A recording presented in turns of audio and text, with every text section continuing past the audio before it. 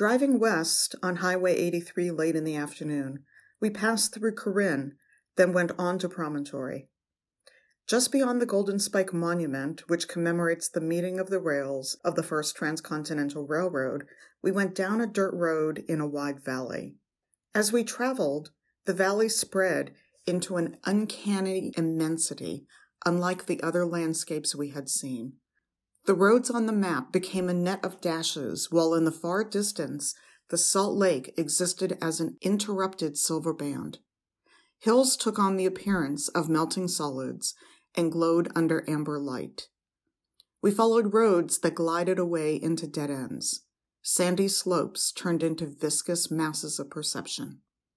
Slowly, we drew near to the lake, which resembled an impassive, faint violet sheet held captive in a stony matrix upon which the sun poured down its crushing light. My name is Jaimi Butler. I work at Westminster College's Great Salt Lake Institute. I've been studying Great Salt Lake and have been privileged to be part of this awesome place behind me that is Robert Smithson's Spiral Jetty. The jetty is super cool because it's this place that you come and it's different at all times of the year. The water levels might be different. There might be different salts that have precipitated out onto the lake bed. It gives me this perspective on what the biology in the lake is doing and what people are doing too, which profoundly affects our lake. So right behind me is Gunnison Island, this little sliver of land that looks very tiny and inconspicuous.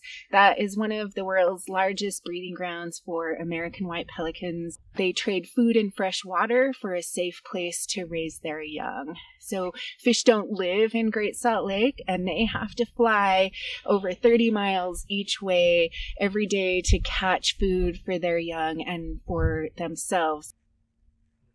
I think a really interesting thing about Spiral Jetty, Mars is probably a lot like this. There are these places that have water and ice and all of the salts and minerals that go along with that.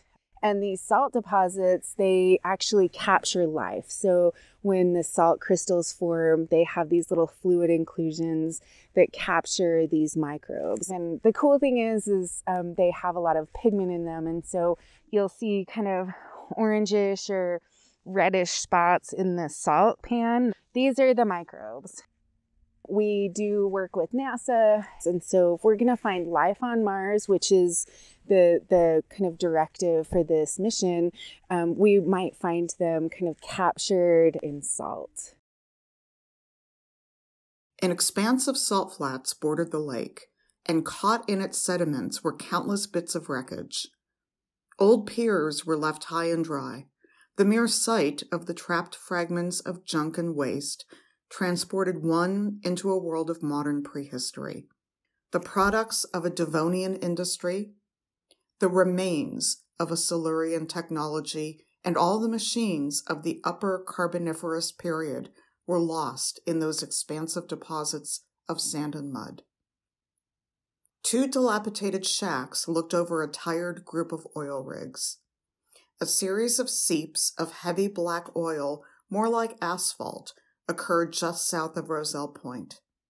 For 40 or more years, people have tried to get oil out of this natural tar pool. Pumps coated with black stickiness rusted in the corrosive salt air. A hut mounted on pilings could have been the habitation of, quote, the missing link, unquote. A great pleasure arose from seeing all those incoherent structures.